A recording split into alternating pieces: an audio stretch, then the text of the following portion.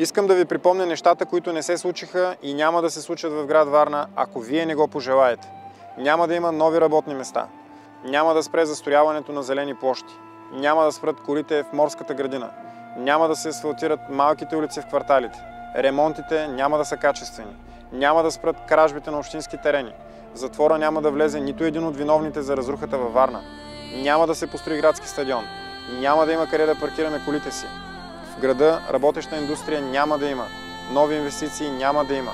Няма да има работеща администрация. Няма да има местни референдуми.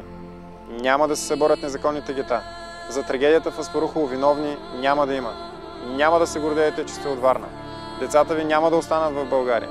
Всичко това ще се случи, освен ако вие не пожелаете да го промените. Ще се случи, ако не отидете да гласувате против всички, които участваха в това. Промяната ще я направите вие. Аз само ще помогна.